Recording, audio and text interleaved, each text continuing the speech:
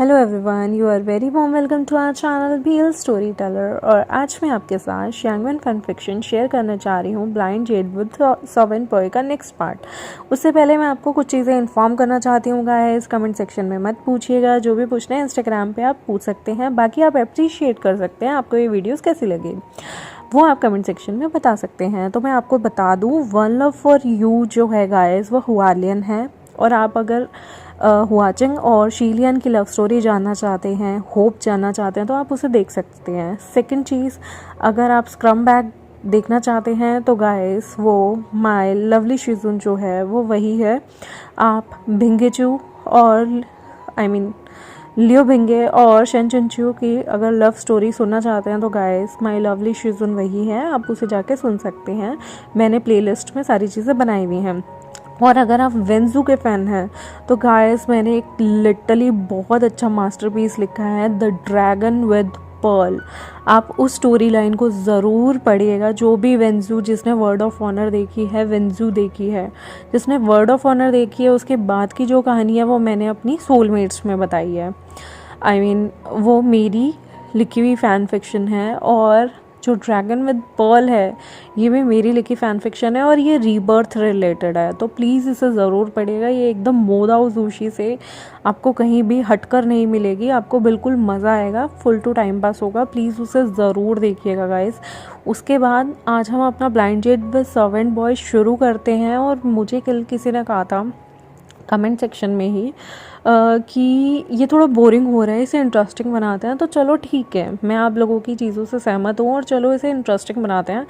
लेकिन प्लीज़ अगर मैं उसमें कोई ट्विस्ट डाल रही हूँ तो अब कोई ये मत कीजिएगा कि आपने ये ट्विस्ट क्यों डाला, वो ट्विस्ट क्यों डाला, क्योंकि ये आप लोगों की रीडर्स की ही रिक्वायरमेंट आई है। तो फिर अगर मैं जो ट्विस्ट डालना चाहूँ डाल सकती हूँ, लेकिन मैं ये गारंटी देती हूँ कि ये हैप्पी एंडिंग है। ट्विस्ट में कुछ भी डाल सकती हूँ। तो चलिए उसे शुरू करते हैं, देखते हैं आगे क्या होता है। हमने देखा था कि जो हमारे लंजा, वीवुजियान और लेंशिचन जो होते हैं ना, वो युनमक से निकल पड़ते हैं। वो युनमक से जैसे ही निकलते हैं ना तो वो नाव में जा रहे होते हैं। सारे सेक्ट्स अपनी अपनी दिशाओं में अपनी अपनी नाव में निकल पड़ते हैं। लेंस की भी अपनी अपनी नाव होती हैं, वो अपनी अपनी नाव के हिसाब से निकल पड़ते हैं। वांगजी, सुबह धूप का टाइम ज़्यादा हो रहा था तो वांगजी जो है वीवुजियान की गोदी में सो जाता है, जैसे कि उसे ट्रैवलिंग की इतनी ज़्यादा आदत नहीं होती। बहुत ज़्यादा आगे चल के डीप सी में लेंशिचन को आभास होता है कि आज पानी बहुत ज़्यादा शांत है। ये कैसे हो रखा है, मतलब इतना ज़्यादा पानी कभी शांत देखा नहीं। या तो ये आने वाले किसी चीज़ का संकेत है या फिर कुछ होने वाला है। वो लोग अचानक से बैठे ही होते हैं कि उन्हें आभास होता है कि उनके नीचे की धरती हिल रही है और एकदम से भूचाल सा कुछ आने को होता है, जैसे कि कोई बवंडर आ रहा हो। वो लोग बैठे ही होते हैं। वीवुजियान अपनी गोद में सिर रखे हुए सोए हुए लवांगजी को फटाफट से उठाता है और कहता है, लवांगजी फटाफट से बिच्छे निकाल लो, लगता है यहाँ कुछ होने वाला है और कुछ भी हो जाए मेरा साथ बिल्कुल मत छोड़ना।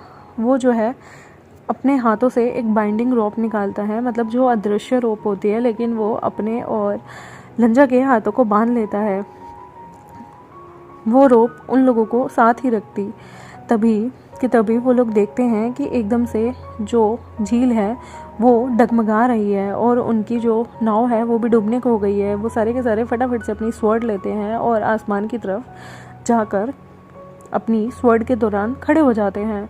वो देखते हैं कि उनकी जो नाव है ना, जैसे ही वो उन सब ने नाव छोड़ी तो वो नाव तो आगे सीधी सीधी जा रही है, लेकिन वहाँ से पानी में से एक बहुत बड़ा दानव, एनाकोंडा की तरह एक बहुत बड़ा दानव पानी में से निकल आता है और वो एकदम से हुंकारें भरने लगता है। उसका चेहरा तो शेर जैसा होता है, लेकिन उसकी बॉडी एक एनाकोंडा जैसी होती है। वो बहुत ही बड़ा था गाइस, मतलब एक बहुत बड़ा दानव यहाँ पर एकदम से कैसे आ गया, और वो भी तब जहाँ लेंसेक्ट जा रहा था। क्योंकि आते हुए जब ये 2-4 दिन पहले इसी रास्ते से आए थे तब इन्हें ऐसा कोई भी दानव या उसके होने का आभास नहीं हुआ था। लेंशिचन एकदम से घबरा जाते हैं और वो वीवुजियान को लवांगजी का ख्याल रखने के लिए कहते हैं। और वो कहते हैं कि मैं कोशिश करता हूँ संदेश भेज के कि आसपास के सारे सेक्ट से मदद बुला सकूँ। तभी वीवुजियान और लंजा जो हैं वो उसे रोकने की कोशिश करते हैं, उस दानव को। लंजा भी स्वर्ड्समैनशिप में अब काफ़ी अच्छा था। वीवुजियान बहुत सारे मंत्र फेंकता है और हमारे जो डिसिबल्स होते हैं उन्हें बचाने की कोशिश करता है। कि करके सारे डिसिबल एक जाल बुनते हैं और सामने ये जो सांप की तरह बंदा था, मतलब दानव था, उसे पकड़ने की कोशिश करते हैं। पर यह दानव बहुत ही ज़्यादा शक्तिशाली था। ये इनका बनाया जाल उस पर कोई काम नहीं कर रहा था, जैसे उस पर कोई स्पेल लगी हो जो इन सब की चीज़ें सुन ही नहीं रही थी। वो जो है दानव धीरे धीरे करके सब पे अटैक करता है और सबको पानी में धकेलने की कोशिश करता है। विवुजियान भी इधर उधर जाकर फटाफट से बाकी के लैंड डिसिपल्स को बचाता है और लवांगजी को भी एक बार वो जो दानव होता है वो लैंड शिचेन पे हमला करता है। तभी लवांगजी वो चीज़ सुनता है और वहाँ से जाने की कोशिश करता है और वो, लेकिन विंग का जो बाउंड स्पेल होती है, जो उनके हाथों पे एक थ्रेड बंधा होता है जो कि अदृश्य थ्रेड होता है, वो लवांगजी को उसके भाई की मदद नहीं करने देता। तभी की तभी लवांगजी विंग को कहता है उस थ्रेड को हटाने के लिए। विंग मना करता है, लेकिन लवांगजी कहता है ब्रदर खतरे में है, प्लीज़ हमें बचाना होगा उन्हें, प्लीज़ ये हटाओ, अगर ब्रदर को कुछ हो गया तो मैं खुद को माफ़ नहीं कर पाऊँगा विंग। तो विंग लवांगजी के बार बार इतना फोर्स करने पे वो स्पेल उसके हाथों से हटा देता है और वो दोनों मिलके जेवोजुन को बचाने जाते हैं। तभी की तभी विंग कहता है लवांगजी, मैं जो है इसका ध्यान बटाता हूँ, तुम ब्रदर को लेके फटाफट से यहाँ से दूर जाओ, मैं बाकी के लैंड डिसिपल्स के साथ मिलके इसे कंट्रोल करने की कोशिश करता हूँ और तुम जेवोजुन के साथ मिलके उधर से अटैक कर देना। जब तक हम इसका ध्यान इस साइड बटा रहे होंगे तुम लोग पीछे से इस पर हमला बोल देना। लवांगजी जो है वो हाँ भर देता है। विवुजियान लवांगजी को छोड़कर लवांगजी जो है हमारे लैंड शिचेन की तरफ जाता है और विवुजियान दूसरी डायरेक्शन में जाता है। वो लैंड डिसिपल्स के साथ मिलके घेरा सा बना लेता है ताकि वो दानव का ध्यान एक साइड बटा सके और पीछे से दानव पे लैंड शिचेन और हमारा लवांगजी हमला कर सके। वो लोग दानव को एक साइड लेके जा रहे होते हैं। वो दानव जैसे पागल ही हो जाता है। वो अपने मुंह से इतना बड़ी सी जीभ निकाल कर कभी किसी को कहीं मारा था, कभी किसी को कहीं, और उन लोगों पे पानी के इतने बड़े बड़े बौछार फेंक रहा होता है। वो दानव सच में आउट ऑफ कंट्रोल हो चुका था। विवुजियान को समझ नहीं आ रहा था इसे टैकल कैसे करना है। तभी उसे याद आता है कि जो बाउंडिंग स्पेल उसके हाथ में है उसे यूज़ करके वो इस दानव को बांध सकता है। वो ये सब करने की सोच ही रहा होता है और वो अपने आसपास के डिसिपल्स को भी ये चीज़ें समझाता है, लेकिन वो दानव अचानक से उस पर ब्रूटली अटैक करने लगता है। ये सब लवांगजी सुन लेता है। लवांगजी देख नहीं सकता था पर उसे विवुजियान की आवाज़ें सुनाई दे रही थी और अदर डिसिपल्स की भी। तभी की तभी जेवोजुन वांगजी को कहते हैं, हम लोग, तुम लेफ़्ट जाओ, मैं राइट जाता हूँ और हम दोनों अलग अलग डायरेक्शन से फटाफट से इस पर अटैक कर देंगे। जब इसका ध्यान विवुजियान और की तरफ होगा तो ये दोनों साइड से खुद को प्रोटेक्ट नहीं कर पाएगा। अगर ये एक साइड पे भी किसी पे वार करता है तो ये दूसरी साइड से खुद को प्रोटेक्ट नहीं कर पाएगा। लवांगजी और जो हमारे जेवोजुन होते हैं वो स्प्लिट होकर उस पर अटैक करने की कोशिश करते हैं। लवांगजी जो है हवा के थ्रू डायरेक्शन महसूस करता हुआ दूसरी साइड जाता है। जैसे ही लवांगजी उस दानव पे अटैक करने वाला होता है तभी उस दानव की जगह एकदम से एक जगह खुलती है। उसमें से एक काले कपड़ों में एक आदमी आता है। वो लवांगजी पे एक स्पेल मारता है और लवांगजी को बेहोश करके अपनी बाहों में लेता है और दूसरे ही जगह से एक और मंत्र फेंक के वहाँ से निकल जाता है। विवुजियान और जो जेवोजुन होते हैं उन्हें पता ही नहीं चलता कि क्या हुआ है। वहाँ से लवांगजी गायब हो गया है। वो लोग उस दानव से लड़ने में लगे रहते हैं। धीरे धीरे जेवोजुन उस दानव पे अटैक करते हैं। वो उसकी गर्दन की एक तरफ मारते हैं। फटाफट से ध्यान बटाता हुआ विवुजियान भी वहाँ से चला जाता है और दानव की दूसरी साइड आकर उस पर अटैक करने लगता है। वो दोनों दानव के लेफ़्ट और राइट साइड से उस पर तलवारों से अटैक कर रहे थे और विवुजियान का जो वो थ्रेड था, जो बाउंडिंग थ्रेड था, वो उस जानवर के गर्दन पे बंधा हुआ था। उसे भी बाकी के दो डिसिपल मिलके दूसरी साइड से खींचने लगते हैं। उन लोगों का ध्यान नहीं होता कि वांगजी वहाँ से गायब हो चुका है, कोई वांगजी को वहाँ से ले जा चुका है। तभी के तभी वो सारे के सारे फटाफट से उसे चारों दिशाओं से उस इतने बड़े एनाकोंडा सांप जैसे, शेर जैसे मुंह के सांप को हैंडल करते हैं और चारों दिशाओं से उस पर ऐसे अटैक करते हैं और उसे मार गिराते हैं। वो सारे के सारे अपनी पूरी ताकत लगा चुके होते हैं और एग्जॉस्ट भी हो चुके होते हैं, क्योंकि उन्होंने इतने बड़ी चीज़ों को हैंडल नहीं किया था। और वी वुजियान और अभी तो सिर्फ एक टीनेज थे। वी वुजियान ने एक टाइम पे जो अपना एक स्किल सीखी होती है जो उसे और लवांगजी को ही आती थी, उसने वो सारी स्किल लवांगजी और ख़ुद को ही दिखाई थी। वो स्किल यूज़ करते हुए वो उस सांप के सिर पे जाता है और उसकी मस्तक में ज़ोर से अपनी जो स्वर्ण होती है सुब्यान उसे गड़ा देता है। वो तभी की तभी वहाँ पर जो वो राक्षस सांप होता है वो मर जाता है, लेकिन उसके सिर में से एक मणि सी निकलती है। वो मणि लाल कलर की होती है। उसे जैसे ही विभीषण अपने हाथ में लेता है, उसे पता चलता है कि जो इसकी आत्मिक शक्ति है उस पर किसी ने कंट्रोल किया हुआ था और उसे किसी ने जो पुराने शैतानी ताकत होती है उससे बाउंड किया हुआ था। तभी ये जो 1000 साल पुराना जानवर था, दानव था, वो पानी में से बाहर निकल आया था। ज़रूर किसी ने इस दानव पे स्पेल करके इसे हज़ारों साल की निद्रा से उठाकर इस मनुष्य लोक में लाकर लोगों को मारने की कोशिश की थी।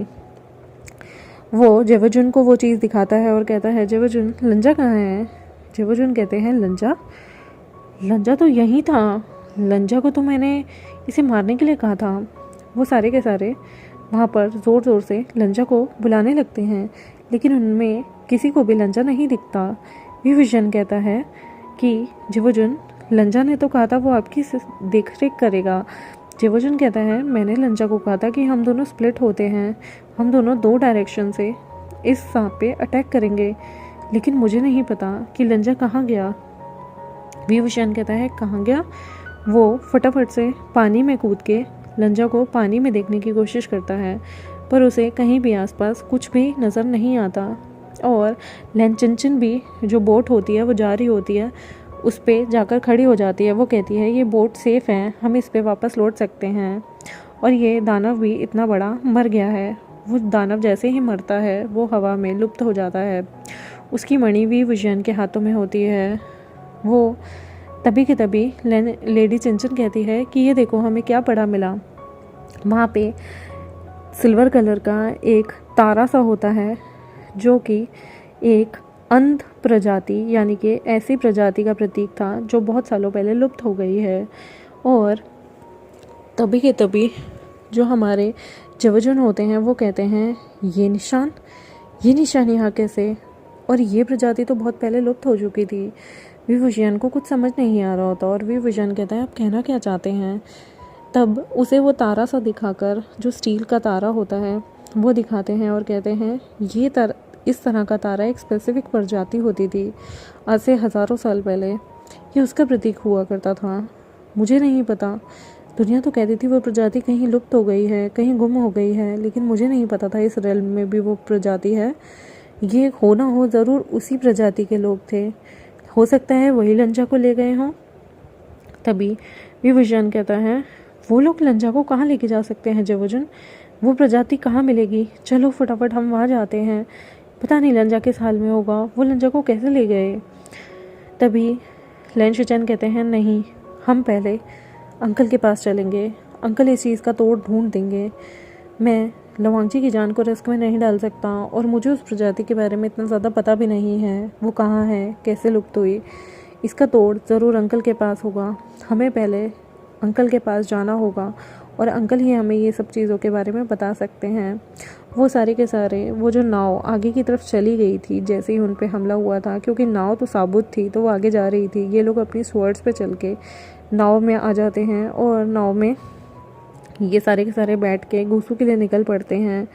और विभूषण को अभी भी बहुत ज़्यादा बेचैनी हो रही थी, क्योंकि ऐसा कभी नहीं हुआ कि कोई लंजा को हार्म करना चाहता हो और लंजा को ले गया हो। ये पहली बार था कि कोई लंजा को इस तरह से किडनैप कर ले गया उनकी आंखों के सामने और उन्हें पता भी नहीं चला। ये बहुत ख़तरनाक हो सकता था। उसे नहीं पता था कि लंजा को कब कौन कहाँ से आया और ले गया, उसे कुछ भी नहीं पता चला। उसे अपने ऊपर बहुत गुस्सा आ रहा होता है कि उसने लंजा को अकेले क्यों छोड़ा। जब उसने लंजा पे बाउंड किया हुआ था उस स्पेल को, उसने वो स्पेल क्यों तोड़ी, क्यों उसने लंजा की बात मानी, क्यों वो लंजा की हर बात मानता था जो जायज़ हो और नाजायज़ हो। उसे अपने ऊपर बहुत गुस्सा आ रहा होता है और वो बार बार मन में यही कह रहा होता है, लंजा तुम कहाँ हो, लंजा तुम ठीक हो ना, प्लीज़ अपने आप को प्रोटेक्ट रखना, प्लीज़ लंजा खुद को कुछ होने मत देना, तुम्हें मेरी कसम है। और मैं अपने चैप्टर को यहीं ख़त्म करती हूँ। आई होप आपको आज का चैप्टर अच्छा लगा हो मेरे चैनल को सब्सक्राइब कर दे, वीडियोस को लाइक कर दे और वेंशन शियानबेन फैंस के साथ शेयर कर दें। गाइस, आपको अगर और भी स्टोरीज़ अच्छी लगती हैं ना, जैसे कि भिंगच्यू, हुआलियन या फिर वेंजो, तो मेरी उन स्टोरी लाइन्स को ज़रूर देखें। माना स्टार्टिंग के 1-2 चैप्टर्स में थोड़ा मैसी सी स्टोरी होगी, लेकिन धीरे धीरे सारी स्टोरीज़ अच्छी होती जाएंगी, आपको मज़ा आएगा सुनने में। और लिटरली वो स्टोरीज़ बहुत अच्छी हैं, स्पेशली जो हमारी हुआलियन स्टोरी लाइन है, जिसे मैं लैंगलियान भी बोलती हूँ, वो भी बहुत अच्छी स्टोरी लाइन है। अगर आप पढ़ना चाहें तो आप सच में पढ़ सकते हैं। You are very welcome. और आप मुझे ज़रूर बताइएगा आपको स्टोरी लाइन कैसी लगी। Thank you very much, bye bye.